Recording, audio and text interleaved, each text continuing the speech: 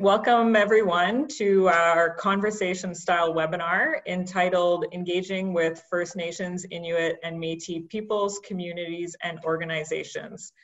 I have to say I'm kind of happy I can't see all your beautiful faces because I'm a little bit nervous, but before we get into the introductions of the panelists, I would like to respectfully acknowledge that here in Ottawa, where I'm located, is on traditional unceded Algonquin Anishinaabe territory. My name is Elisa Bryan. I am white of Irish and French background, and I'm a registered nurse, and I work with Health Standards Organization as a program manager on the Standards and Evidence Development team. And in my role as a program manager there, I help facilitate the development of health and social service standards for those sectors. And so I work with technical committees of experts who help advise on the development of those standards. And currently we're working with two Indigenous-led technical committees, the Cultural Safety and Humility Technical Committee and the Indigenous Health Technical Committee. So now I'm going to pass it off to Marylee Lee for your introduction. Hi, thanks, Alyssa. Thanks, everyone. And unlike Alyssa, I wish I could see your faces and hear your voices. I do welcome everyone today. I am also in the unceded territory of the Anishinaabe Algonquin people here in Ottawa. I am originally from Fort William First Nation near Thunder Bay in the land of the Sleeping Giant on Lake Superior. I am Ojibwe Nation and I am an Eagle Clan member. I welcome all of my First Nations, Inuit and Métis relatives to this session here today, to the ancestors and to the elders whom have brought us here to this journey today to be with you. Miigwech. Kimberly. Hi, thank you for having me. I'm really happy to be here as well and to have the honor of sitting on this panel. I'm really looking forward to the time we have together today and seeing, the participants have put so much thought into why they are here, and that's been really motivating for me to think about our discussion this morning. So my name is Kimberly. I am a mother of 4 great children and a grandmother to 4. I currently work at the Institute for Circumpolar Health Research in Yellowknife, Northwest Territories. Yellowknife is located on Chief Dry Geese territory. It's the traditional home of the Yellowknife's Dene First Nation. And these are also the traditional lands of the North Slave Métis. I myself am Nunavut, and I have been living here thanks to the Yellowknife's Dene ancestors who have taken care of this territory for many generations. All right, thank you, Kimberly and Marylee. We'll go through a couple housekeeping things before we begin, but a lot of people in the chat box have already been introducing themselves and also doing their own land recognitions. But we did ask as part of the registration for people to start thinking about where they were located and to maybe do some research into whose land upon which they were located. So we invite everyone who's listening in today to introduce yourself and to also let us know where you are calling in from, whether it be in Canada or elsewhere. In terms of the housekeeping, as Jenny mentioned previously, we have the chat box where people can write in their intros, but also we'll have a question and answer period at the end. So today we're going to be going through 3 kind of main high-level themes.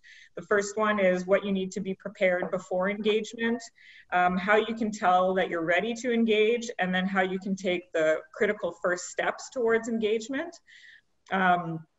So we'll be going through conversation style with Kimberly and Marylee Lee, kind of covering each one of those themes. And then after, we'll be answering questions from all the participants. So as some of you would have seen in that registration, we, in addition to asking about which land you were located on, we also asked about some key readings and whether participants had conducted any of those key readings. And I think it's a good segue into our first theme, which is about what you need to be prepared before engagement, because a lot of those readings were some of the readings that I had done in preparation to working with the technical committees, the Indigenous-led technical committees that HSO collaborates with. So, you know, reading the United Nations Declaration on the Rights of Indigenous Peoples, and that those declarations have been adopted formally by, first and foremost, British Columbia so far in Canada, reading the Truth and Reconciliation Commission report and the 994, 92 calls to action or so. And as the reports were coming out, these were all some like really key readings to learn about the history of Indigenous peoples within Canada, to understand, you know, how genocide occurred, how oppression was occurring, but also to understand how current policies still do continue to have colonial kind of impacts and the ongoing legacy of residential schools. But in addition, like that kind of prompted for me within, as personally, like a desire to learn more. So continued to learn more through books from Bev Sellers, for example, or Wab Kinu's book, or just going out and doing my own readings. And then ended up having a book exchange with a colleague of mine where we kept exchanging books from Indigenous authors. And sometimes it was fictional, but most of the time it was nonfiction. And the other thing was I also completed a cultural safety and humility course, one through Provincial Health Services Authority in BC, the Sanyas Indigenous Cultural Safety course. But I know there are lots of courses available through different universities and different provincial courses. That was one of the things that I did to prepare. And then just really like feeling through that and through learning about that and what the real key issues were, having a sense of desire and responsibility to work towards reconciliation. So those were just some of the things that I did from my perspective in terms of preparing for engagement. But I'm going to pass it off to Kimberly to kind of hear from you about what you think people need to do to get ready for engagement. Mm-hmm. Thanks, Ali. I think that's a really great sort of summary of some of the information that's currently out there. And I think when I think about getting ready to engage, I think it's just really important to think about how you value relationship. Sorry, there's an airplane taking off in the back here. I'm up on Great Slave Lake and they have planes that take off in front of my office. Yeah, and I just think, you know, going into it, understanding that relationship is going to be key. So having, you know, a lot of that background knowledge. One of the things that I also think is really important is to understand that Indigenous history, it goes far beyond what we would call sort of current history, right? And so also understanding that all of the First Nations in Canada, including Inuit and Métis, have a history that is strong and resilient and began before the current story of Canada.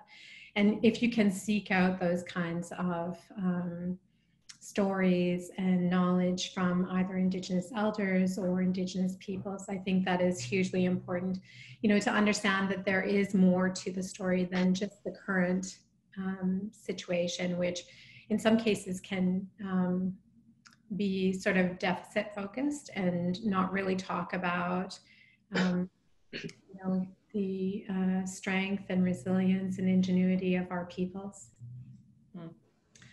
So that's what I would add to that, you know, in terms of getting ready. Right, yeah, definitely the relationship building I've learned is key, and making those connections. Marylee, what would you say people could do to get ready to engage?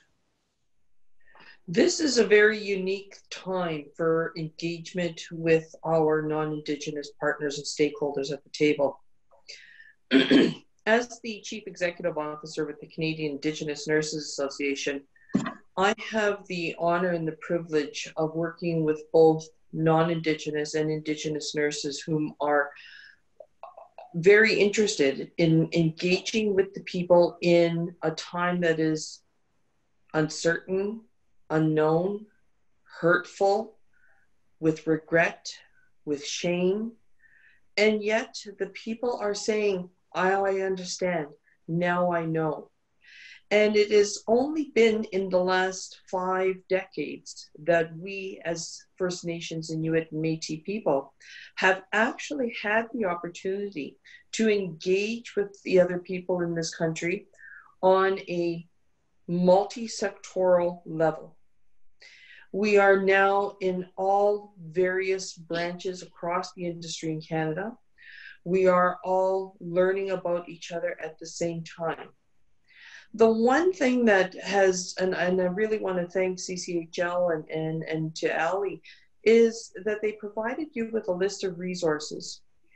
And to those whom have some time over the summer and want to look at that engagement piece with your family, with your people in your municipality or area, your neighborhood, people are getting together, like Ali said at the onset of the call, people are getting together and they're sharing resources and they're discussing it amongst each other. And while I would love for you to read the Indian Act, not realistic. We get confused at it sometimes. I never know who I am until I get into a room and somebody says Indigenous, Aboriginal, First Nations. Then that tells me where on the radar you actually stepped into our lives and you got to understand us and you learned how to engage. But I think some of the other things is to learning about what do you have within your own region? What do you have as far as the people? Do you know who the regional chief is for your province? Do you know who how many First Nation communities you have in your province? Do you know how many Métis settlements there are? Do you know if there are Inuit people in your region? Like I said at the beginning of this call, in Ottawa, I have that honor and privilege of having that exposure to many of my relations. But at the same time, I am very interested in the people in the Treaty 6 territory, Alberta. You are the foundation for which we as Indigenous people are addressing health. And there's some ideologies that go along with it, some interesting ones, but nevertheless, we have to look at how we're going to move forward in a time that is scary, unsure, and time when the Truth and Reconciliation Commission's calls to action, 94 of them, are going to play a part in bringing us together. And there is a complete health section. I understand that you've also been provided with a summary of them from numbers 18 to 24. Learn them. Learn how they engage. It's not my responsibility to reconcile. I have nothing to reconcile. But it is my responsibility to help you or to be there to support you in your reconciliation process. How do you want to engage? What does that look like to you? And how do you even know some of the acronyms? And this is just the first step in the door to how we're going to look at engagement amongst each other over the next couple of webinars that we're going to be doing together. But it's not only that, it's starting somewhere. It's baby steps. Yeah. You're going to make some mistakes. You're going to make some faux pas. You're going to step on some toes. Don't be embarrassed. It's part of learning. It's part of what we need to do here today. Thank you, Ali. Yeah. Can I just jump in there too? Because I think Marylee has said a couple of really important things that I really agree with. You know, this idea of being open to engagement and being really willing to hear what comes out. I think that's a really key point, and want to acknowledge that. And then also just to think, and I think Marylee mentioned this, but you know, to really acknowledge your true intentions. That often we come to the table and we've sort of failed to acknowledge really what we're intending to do by engaging. And I think that's a really important thing to to understand. And then this idea of, you know, expecting perspectives to collide with your own lived experience. So that's always going to be the struggle. And I think, you know, you have to have that expectation going in. Mm-hmm. Mm-hmm. Yeah, thanks, Marylee and Kimberly. Like, you know, when we talk about the complexity of, you know, the Indian Act that you were referring to, I haven't read the full Indian Act, but that complexity definitely comes through in different readings that I've done in documents. And then when you start actually engaging with different First Nations or Inuit, and then hearing about the politics, like, and more to the point about the relationship building is like, if the relationship is there, then that person or those people can help kind of navigate those complexities, and then you can ask questions. And yeah, it's all really good points. And I think a big theme is, you know, the fear of the faux pas, and not having too much fear, and not making sure that it's too paralyzing, because that's definitely something that I've experienced, you know, going into Indigenous-led committees, and you know, making sure that you want to be respectful, but you also want to still be like true to yourself, and be able to have a conversation and meaningfully talk about issues. So yeah. So if I could, Janelle, so one of the things that I think need to really be foundational for a lot of the people, this is kind of your intro to Indigenous people. And a lot of you have heard of the word Indigenous. It wasn't one that we designated for ourselves. It was government imposed. So we you know, are collegial, we'll cooperate with that term, but I want to be able to generate to you the idea that First Nation, when you see it in the media or you see it in publication, you see FNIM, and it's in that sequence because of the governance structure and the federal or the fiduciary obligation under the Indian Act to recognize First Nations, Inuit, Métis in that order. Because of the precedents and because of the regulatory and legislative obligations that are required for each of those groups. So when you're seeing that acronym, now you're knowing, why is it not written MIFN? It will always appear FNIM. Other acronyms that need to come along, and we'll provide these to the team that's coordinated this webinar, is acronyms that will allow you to learn about the engagement, because you will hear them. NIHB, do you know what that is? BCR, what is it? How effective is it? Why do I need to know why that's important? And there, you know, a CHN, there are so many things that come along with that. But there's also a parallel process that happens at the same time while you're trying to determine what is your part. Where are you on that radar in the engagement process? So when doing so, how do you know what that parallel part is? Have you done it? In order to do so, there has to be presentations made to the elders and the leadership of the community. You have to invoke that authority to be able to say, yes, I've done that. I've met the requirements. I've recognized the protocols of respect that are required for this particular region and area. If you're not sure what they are, reach out to the people. You would like to be respectful, like we are amongst each other. And in recognizing that, that will allow for that further engagement, and will take you to different levels of engagement at various times in your learning process. Thanks, Allie. Yeah.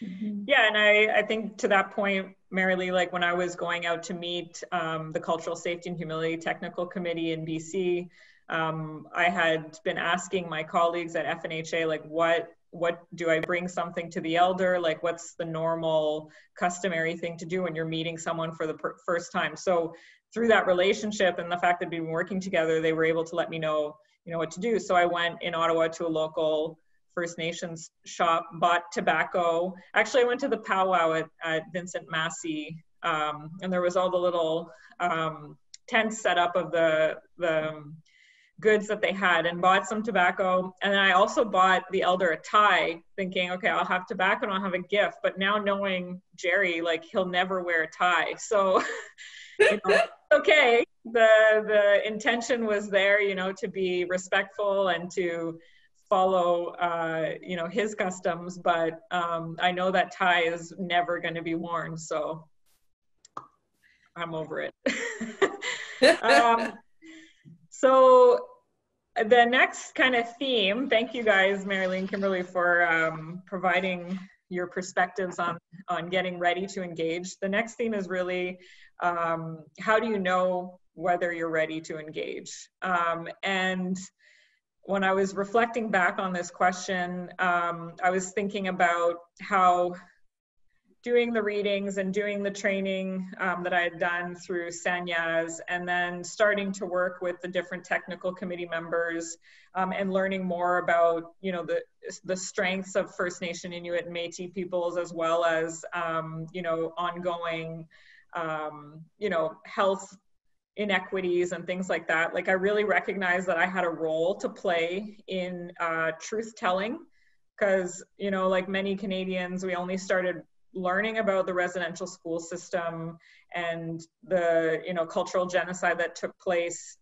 I was definitely like already in my 20s at that point, right? It was much later on. So learning about those things, I started recognizing, okay, there's a role for me to play in truth telling as a white, working towards being an ally and pushing for Indigenous rights to be upheld, as well as Indigenous self-determination. So we had been working with First Nations Health Authority on the Cultural Safety and Humility Standard, and through that experience, it became evident that from a national perspective, there was a need for these standards, which is where, you know, our relationship started, Marylee, where if we were going to bring this to a national level, the BC work was led by a First Nation organization, but the national work would also have to be led by First Nation, Inuit and Métis as well.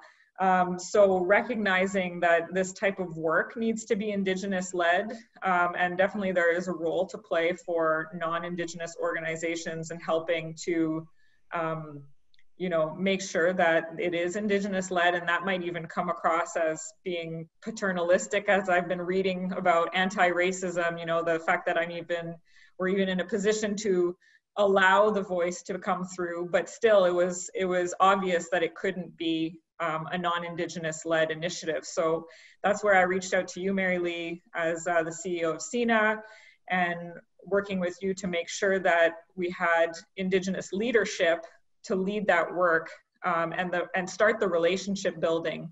The other thing in terms of whether you know if you're ready to engage is, you know, having the mentality, it's not up to me to take the lead on this. There's also having the humility so that you can like self-reflect on conversations that have taken place, or times where you've been like taken aback by something maybe that you weren't expecting in one of those conversations. But because you have those relationships, again, like Kimberly was really key for me in terms of working with the Indigenous Health Technical Committee, where I could ask her questions. Like when we were having less engagement from the committee, was like, Kimberly, am I saying something wrong? Like, am I doing something that's not appropriate? Like, you know, why aren't people engaging, you know, and having the opportunity to ask those questions so you can make sure that you have that guidance like throughout. And then really being comfortable with being uncomfortable, because, you know, and you guys have, you know, pointed out that as Indigenous or First Nation, Inuit and Métis peoples, like there's often times where you go into meetings and you're uncomfortable, and it kind of like flips the classroom, where now I'm the, you know, one white person in an Indigenous led committee, and I was called a white settler for the first time, and I wasn't like, I've never perceived that for myself, like never thought that I was a settler, right? But at the time didn't, you know, think anything beyond that, just like, oh, okay, I'm a settler, and had to kind of think about it and reflect on it. But those are, to me, like how I knew I was ready to engage, was being okay of asking something when I'm unsure, knowing that I had relationships that I could rely on, making sure that, you know, being uncomfortable is okay, and really being humble with regards to, like, if you're really gonna be a good ally, that you have to step back. So, but I don't know from, you know, an Inuit perspective or a First Nation perspective, what you guys perceive as when do you know that someone is ready to engage? Kimberly, I'll start with you. Great. Well, you've said a lot of really important things, you know, in terms of there is a critical process like before committing to engaging. And I think, you know, you've also described, you know, why it's so important for you to start from the heart, like be able to build trust with each other, you know, these very personal stories that you're telling about, you know, taking the first steps and maybe taking missteps, but as the relationship has grown, you've come to realize that, you know, maybe that wasn't the right gift, but the fact that you've actually built that relationship is huge. There is no safety net when you go to start. And I think, you know, understanding personally why you're doing this, what your intention is, and then stepping into it, you know, with a sense of how to collaborate, like being able to test, listen, you know, understand the risk that each individual in that relationship is undertaking. You also talked about something that I think is really important, and that's about knowing your limitations, you know, either from the organization that you're working in or your own personal limitations. I think it's good to have a sense of that going in. And then the other thing that I really appreciate about some of the examples that you've given, Ali, is that you really, like, there is an intellectual component to this, and Marylee talked about some of the things that we should know, you know, in terms of knowledge, but it's about getting past that intellectual to a state of feeling, and then being able to move back into that intellectual state as well, you know, being able to tolerate the discomfort and understanding that there will be disagreement and honoring that, you know, as a way to creating better understanding for everybody. And so I think, you know, those are good examples about how you move past a mandate and understand where there's reluctance to engage. I mean, because Indigenous people, there is a history of distrust that is well placed, you know, and so I think in order to forge like meaningful relationship and trust, you need to do some of that work before you even begin planning in some cases. And so there needs to be, you know, some of what we've talked about, which is that foundational knowledge. And that's always very valuable, but then you have to be willing to move into that space, share what you know, in a way that allows Indigenous people to bump up against it, you know, not just expecting it to be sort of a smooth ride. So like creating spaces where you can communicate openly, you know, understanding that some people may never fit into what it is that you're working on, and then really trying to create, I think, a sense of community and belonging, like just tapping into the potential of those types of relationships, and then finding a way to have that fit into your work and your organization. Thanks. Marylee? So some of the things that have come across here is the fact that, you know, we've touched on a whole lot of issues, and Ali introduced the idea of a gift, a presentation to elders, and how she went about it. But there's more to than just giving a gift, and that's part of the background for that engagement to actually exist, because it's much more honorable to know what does that exchange in First Nations or regions, what does that actually mean? Mm-hmm. What is the transference? What is the right of your requirement there? Because there's much more than just getting tobacco. That's much more than just putting it in the cloth. Why are you putting it in the cloth? Understanding all of those nuances, coming to the table and being humble.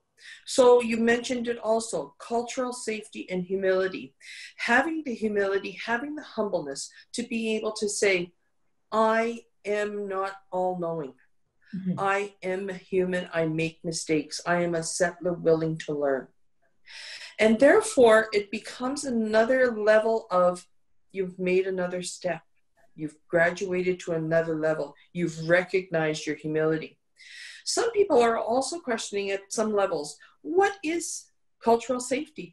Cultural safety, for those of you who remember your university primary courses, Maslow's hierarchy of needs. Cultural safety follows the same kind of linear, or not even linear, follows a path, let me put it that way, of how you're going to get from the start to cultural safety and humility, all the steps along the way.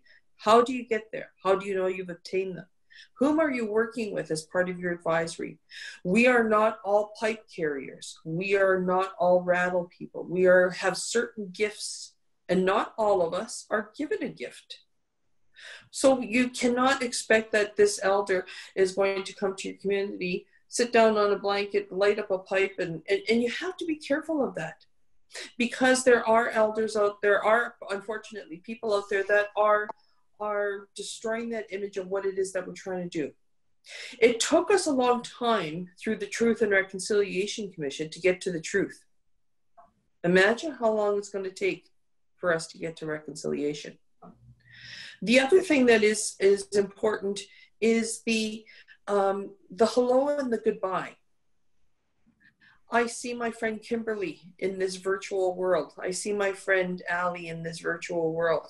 I don't need to say hello. I see them, they're fine, they're smiling, they look great, they're beautiful to me. And when this is end, all I've got to do is press that little red button that says leave. They know that we're going to see each other again.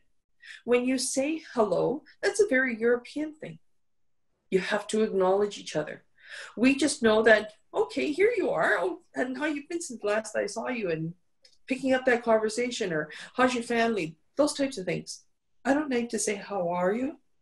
I can tell by your physical appearance. You're either in pain, you're okay, you're happy, you're frustrated, you're sad, you're angry. But at the same time, goodbye is finite. Goodbye is goodbye. And we don't say that.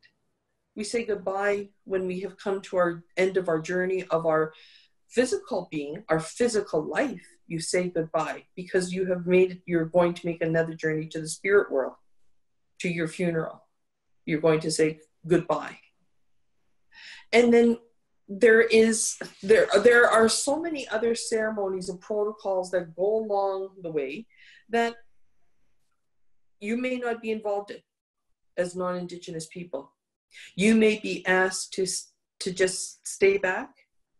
You may be asked to participate in a sweat lodge. You may be asked to participate in the lighting of the, I can't say it right, Kimberly, the Inuit symbol. Mm-hmm. Thank you. And at that same time, also recognizing, and BC's notorious, First Nations Health Authority is First Nations. It does not speak for the Métis people, the Métis federations of the nations of that province. The Métis people have established their federations across the country to be able to govern and speak for themselves. So with those, and you have to be able to be respectful of all of those nuances as you're working in a national scope, and it becomes, okay, so what do I do? How do I do this? You need to read. Just like what we had to do when going to the Senate, going to the House of Commons. You don't show up in your rubber boots and your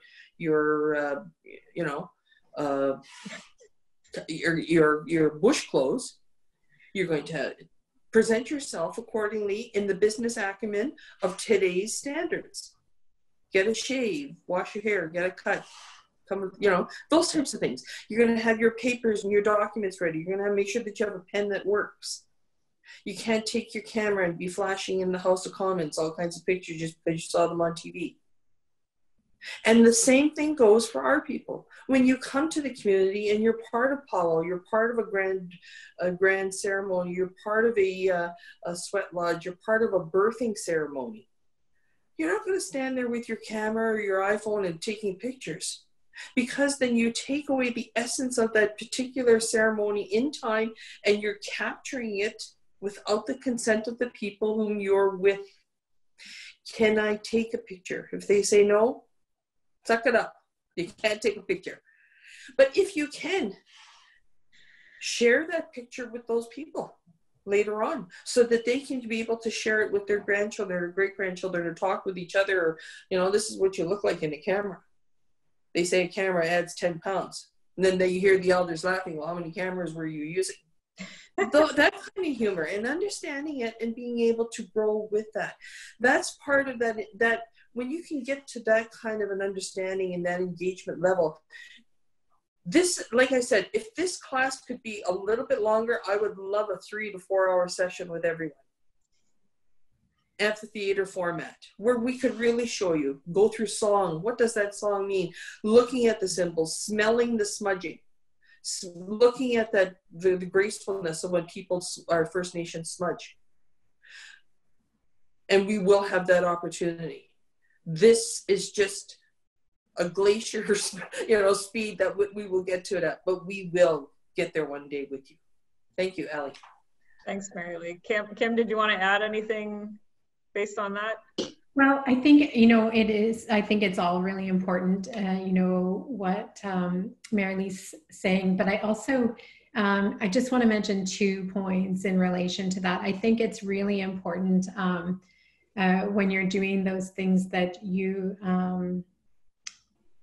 really think about uplifting and upholding all of those, traditions and people, and this restoration of dignity, I think, is a really important piece too, because when you go into engagement, if we're talking about, all of these things that Indigenous people have to offer and these wonderful things that we should be learning about, the opposite of that is when you, people feel guilty or blamed or inadequate. And I think, it's important to recognize that that can happen as well, and to be aware that that's not, the way that you want to move into an engagement. And I think the other thing is, that along with all of the things that Marylee is raising, again, we know that there are also stereotypes that exist. And I think you have to also be willing to explore that, to be able to recognize and say, well, we know this is not true, but we also know that this is out there. Because I think what you risk is not having sort of an honest discussion or a relationship that is built on trust, when you're not sort of acknowledging that there are these other things out there that need to be well, the chat box is blowing up in sense that they'd love to come to a 3-day forum with you, Marylee and Kimberly. But just to summarize some of the, I think, key main points that you guys were talking about is really like, when you're ready to engage, you're ready to have long-lasting relationships with people. It's an ongoing learning path. And so, each time you meet a new First Nation group or different Indigenous people, there's going to be different ceremonies and things to learn about, different ways of doing, and having that transparency and being genuine really about engagement. So we're going to move on to the last theme, because we want to make sure that we have time for that question and answer period, which was how people can take those critical first steps to engaging with First Nation, Inuit, and Métis peoples. So given the time that we have left, I'm going to actually just flip it to you, Kimberly, and maybe hear from you about what you think people can do to take critical first steps. Well, I think a lot of it has been mentioned already, but I think first of all, it's to try to create an engagement that allows us to see the commonalities. So do all of this learning and exploration before, really get an understanding of what your limitations are based on some of that context and some of that history. And then explore for yourself, like, why are you doing this? and not just for yourself personally, but for the organization, what is going to be done with this information. And I think that's a critical process before committing to engagement. I think, you know, that going forward, again, based on some commonalities, understanding what those are, building trust, and really being ready to listen. You know, also being ready to get an understanding from Indigenous communities or, you know, the people that you're engaging with around what their readiness is and whether or not there's resistance on their side of things. And, you know, trying to understand why that is. So is it based on some core values in the community, or is it based on a history? And, you know, I think doing that, it really, you need to get over a barrier of waiting for someone else to tell you what to do or what you can. Really take personal responsibility for that. And really honor, you know, and we're seeing it, like, I'm just checking some of the questions here that are coming up, which are fantastic questions. And I agree with Marylee. I think we need a lot more time to get into this, but really to honor the need to better understand. And I think, you know, seeing the work that some of the participants have done today in terms of the information that they've gathered and the questions that are coming up, I see that there is an ability to do that, to really honor, you know, this need for Indigenous and non-Indigenous people and communities to better understand, to tolerate the discomfort and the disagreement, and really move to a next step in terms of our relationship, moving beyond the mandate and going to places where there is a reluctance to engage. Thanks, Kimberly. Marylee. Thanks a lot, Kimberly, and thanks, Kimberly, for putting that so nicely together in a block that I think that most can relate to. I think that one of the things that becomes critical is you settlers have the ability to have information about us instantaneously. You have access to the internet. You have access to Facebook and to all of the tools that are at your disposal. That is your first level, that is the first doorway to understanding where do we live, look at the issues, what is the provincial treaty organization or leadership organization for your province or territory, who is the leader, where, how many communities do I have, so on. It gives you a snapshot, a profile of what our portfolios look like. Now, one of the things that we also need to be considerate of is the fact that when you're looking at those types of engagements, what is the protocols that are going to be required? How do I address these issues? You might even be able to get access to band council resolutions, BCRs, or other motions that are orders for the leadership to be able to communicate with the people in their community, like city councillors do with their constituents in the city, like members of parliament do with the constituents within their riding, like the leadership does within the provinces via the premier. So with those types of things, we have a very similar structure. You have the chief, you have the band councillors, you have the regional chief, so on and so forth. What are their issues? How can you summarize them? You're not going to just take it off the media. The media puts out some sort of a message, but it's the old adage. Take what the media has given you. Now take 50% of that away. And how much of that is true? Then look at what's written in print. Take 50% of that away. How much of what's left is true?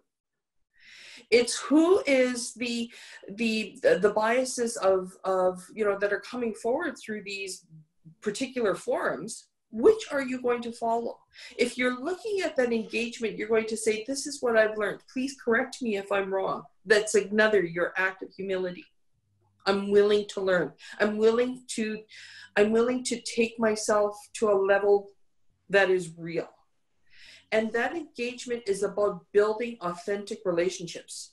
It's one thing to have a First Nations, Métis, or Inuit people on your committee, but don't just make that a rubber stamp. Make that meaningful engagement. What do you feel? Well, I can't speak for everybody, but let me go back to my contacts and my networks and get some answers for you. And if that's sufficient, then hey, we can go to the next step. If not, then we're going to find out some more. And that's kind of what it's been like during COVID. And, you know, we hear this, we saw this, the leadership finally put on restrictions about the community people going into urban or rural facilities because you don't want to bring back contamination.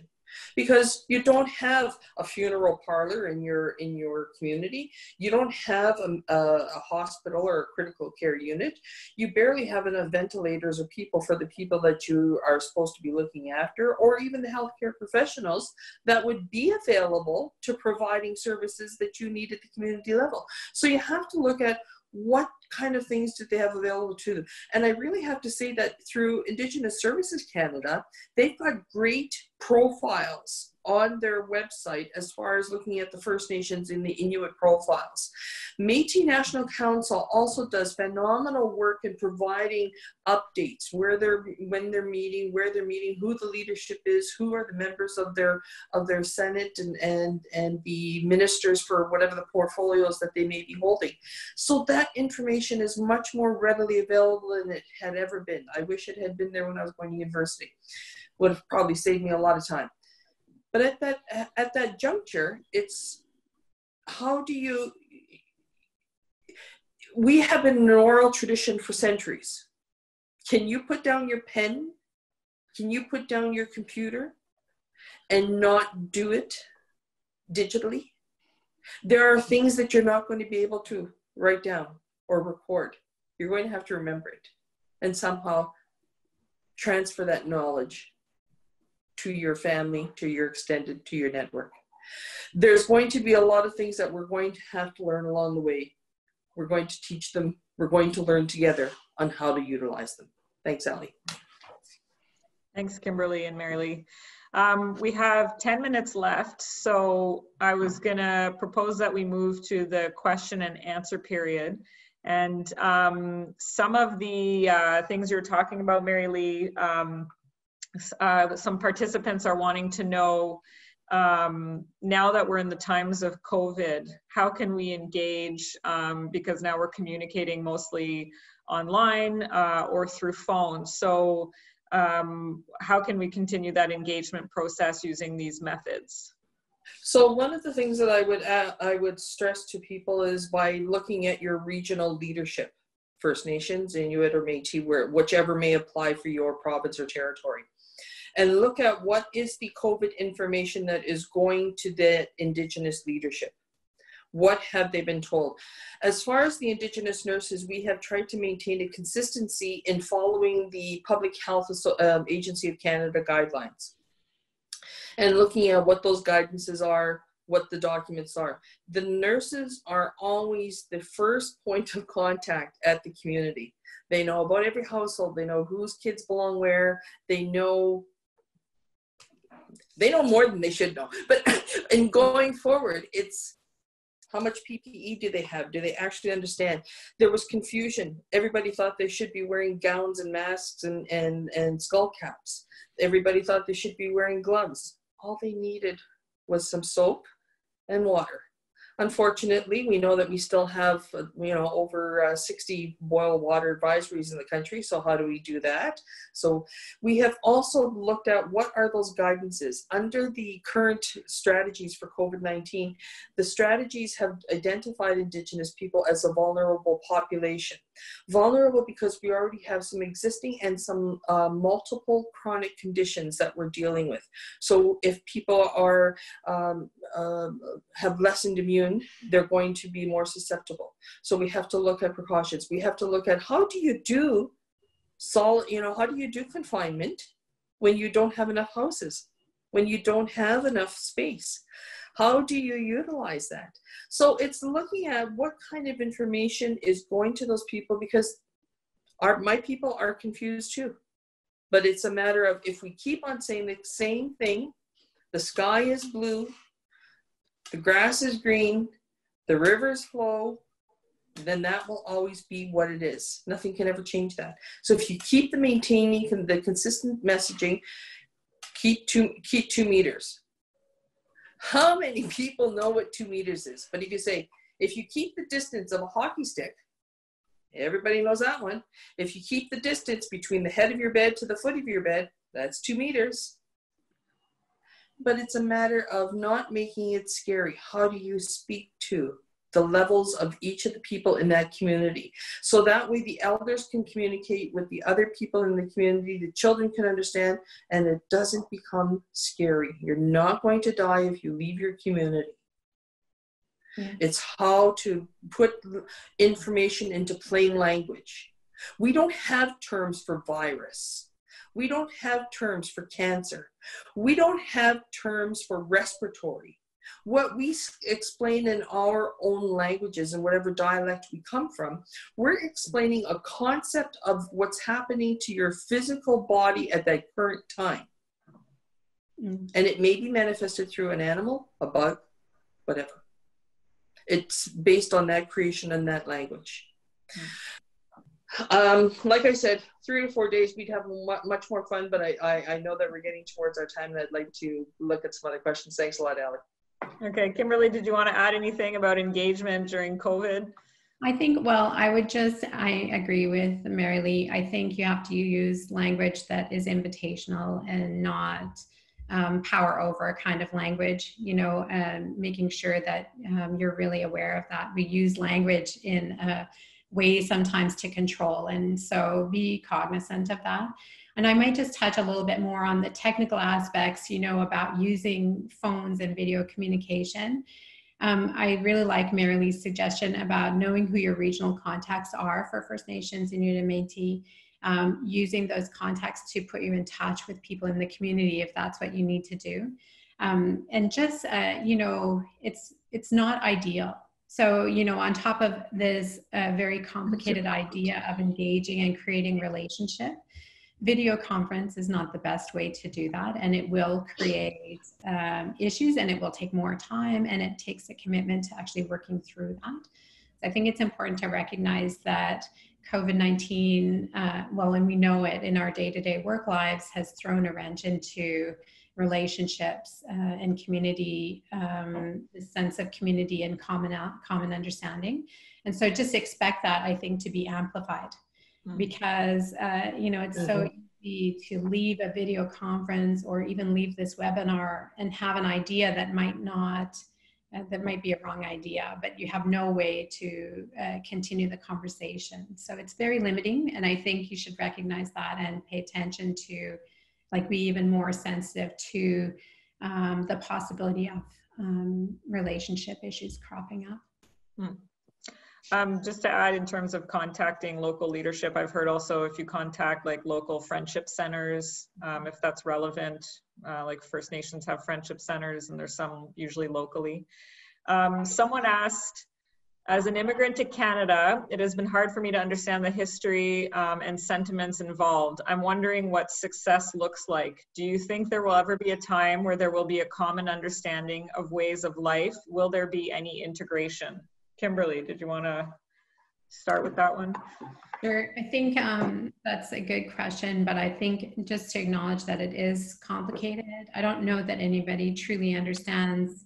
And, you know, you can't, like, for example, I can't speak for all Inuit, but I know, like, from a personal perspective, when somebody is committed to a relationship and committed to working through, you know, what is it that's at the heart of this for me as an individual, as an Indigenous person in Canada, or for, you know, communities, I think that is what success will look like, you know, and understanding that this is not an end point, like there is no destination, that it is actually about committing to being in relationship with people who have a different worldview, who hold different values, who have different priorities in terms of, you know, health outcomes, you know, political outcomes, economic outcomes, then to be able to find areas where there are commonalities and begin to work together.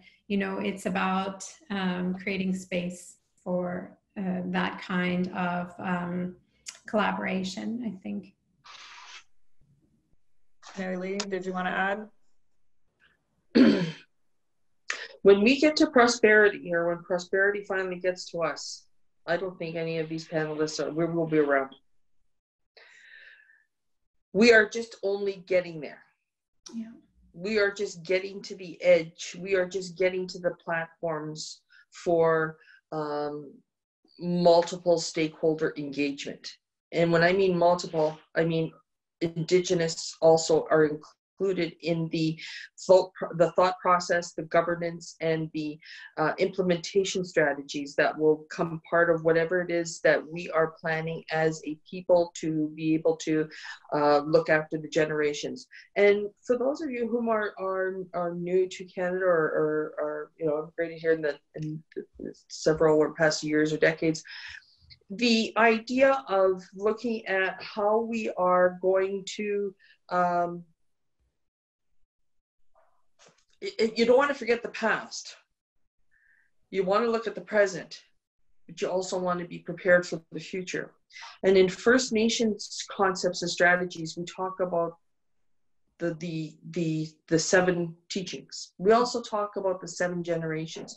We talk about myself, my 2 granddaughters, their children, their children, their children, 7 generations. Can you plan that far in advance for what is going to happen to them? It's going to be 7 generations before we are going to see that kind of, they're going to see that kind of prosperity, which we have built a foundation for them on. But we have to look at other sectors or other industries that are going to help to open up those gates and open up those doorways for the conversations to even happen.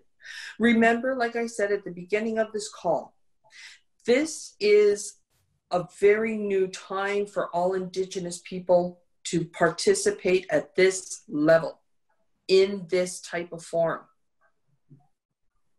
And it's fun and it's exciting.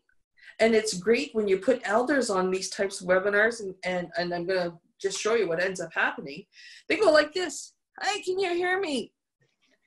Because they know that my friend in Nova Scotia, and I'm talking to my friend in Alberta, well, that's a long, long ways, but that's how far they think they've got to shout. It's going to be interesting on how the education system will change its curriculum to prepare for the professional development of Indigenous and non-Indigenous people in whatever capacity or whatever sector.